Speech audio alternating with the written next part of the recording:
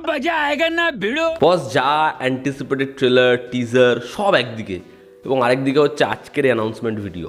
রজনীকান্ত কমল হাসানের রিউনিয়ন, ছবির পরিচালক নেলসন দিলীপ কুমার, মিউজিকের দায়িত্ব অনিরুদ্ধ।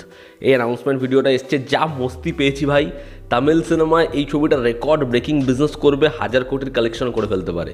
তো এই অ্যানাউন্সমেন্ট ভিডিওটা এসছে এবং তোমরা জাস্ট দেখো কী যে মস্তি পাবে, হেভি লাগবে, উড়ে যাবে। তো যেরকমভাবে এটা শুরু হয় যে নেলসন দিলীপ কুমার সে দাঁড়িয়ে রয়েছে এবং সে বুঝতে পারছে না কোন রুমে আগে যাবে। ব্যাক সাইডে দুটো ফিল্মের পোস্টার, একটা হচ্ছে once upon a time in America এবং আরেকটা হচ্ছে গডফাদার। এবার সেখানে অনিরুদ্ধ আসছে, অনিরুদ্ধ তাকে মিউজিক নিয়ে জিজ্ঞাসা করছে, সে বলতে পারছে না। এবার দুজনের মধ্যে যে ব্যান্টারটা সেটা ওই যেরকম জেলার টুয়ের ক্ষেত্রে ছিল কাইন্ড অফ ওরকম। এবার দুজনের রুমে সে যাচ্ছে, এবার দুজনের রুমে গিয়ে রজনীকান্ত যেটা বাচ্চা বলছে এটা খুব ভালো, সুপার, কমল হাসান স্যার এটাই বেঁচেছে। আর যেটা কমল হাসান বাচ্চে বলছে সুপার, এটা রজনীকান্ত বেঁচেছে। এবার দুজনের যখন দরজা ওপেন হচ্ছে, দুজনকে যেরকম দেখতে লাগে, চোখে গগলস পড়ছে, দুজনের লুক যেরকম, কস্টিউম যেরকম দেওয়া হয়েছে, হেভি, জাস্ট হেভি। এবার দুজনে গ্যারাজে যাচ্ছে, এবার যখন যাচ্ছে ওই যে হাঁটা, ওই পোর্শন থেকে গানটা বাজছে এবং গানটা অনিরুদ্ধ যা বানিয়েছে, অনিরুদ্ধ ভাই কী ডিজাইন করে এই মিউজিকগুলো, মানে উড়িয়ে দেবে তোমাকে যেরকমভাবে মিউজিকটা গেছে পুরো। তারপর গাড়িতে এসে বসে, এতগুলি তো ভাই মস্তি। তারপর গাড়ির পিছন থেকে বেরোয় হচ্ছে নেলসন এবং অনিরুদ্ধ। এবার বলে একটা বাপ্পি লাহিড়ী এবং মিক্স করে একটা গান বানিয়েছি। বলছে ওসব পরে, আগে বলো হিরোকে।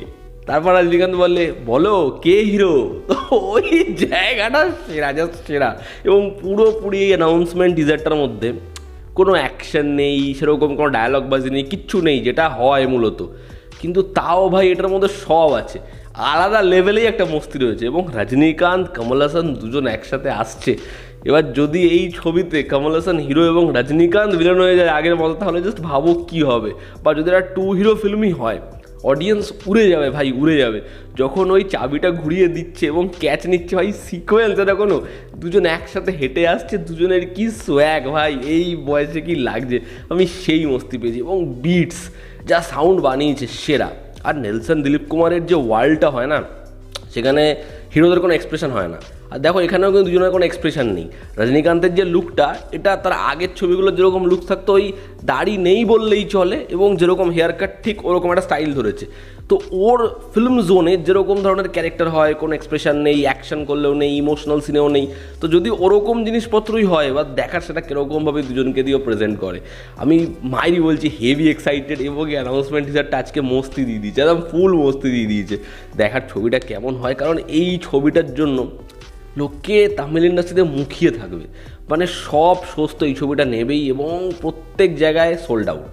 দেখার নেলসন ছবিটা বানায় কেমন, আমি চাই ছবিটাও ভালো বানাক এবং ছবিটা তারপরে যা বিজনেস করার এমনি করে দেবে। এবছর জেলার 2 আছে, দেখার নেলসন এই দুজনকে, এই দুজন সুপারস্টারকে কীরকমভাবে হ্যান্ডেল করে। সরি, একজন সুপারস্টার আর একজন উলগানায়গান। দেখার ছবিটা হয় কেমন। আর ছবি আপাতত টাইটেল কিছু নেই, ছবি টাইটেল আপাতত রেখেছে RK আর হচ্ছে KH রিউনিয়ন। দেখার পরবর্তী সময় ছবির কীরকম টাইটেল অ্যাভেলেবেল হয় দেখার সেটা। তবে আমি আপাতত এই অ্যানাউন্সমেন্টটা দেখে ফুল মস্তি পেয়েছি, যা ভাইবস আছে এর মধ্যে। মানে আমি এতবার রিপিট মোডে শুনলাম, এরকমভাবে দেখলাম, আমার হেভি লেগেছে।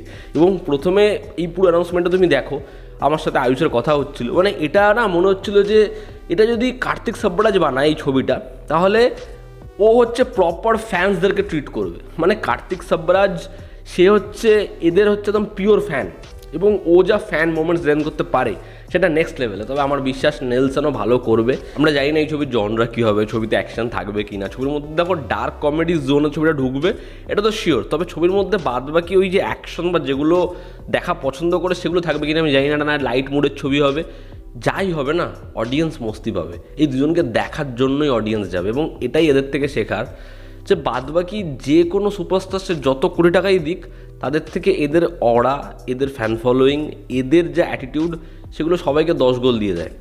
বাদবাকি যে কোনো ইন্ডাস্ট্রির পিলারদেরকে আনতে গেলে মাথা খারাপ হয়ে যাবে। যেমন একদিকে মোহনলাল মামুটি একসাথে ছবি করছে, রজনীকান্ত কমল হাসান ছবি করছে এবং একটা ছবি না একটা ছবি প্রডিউসও করছে।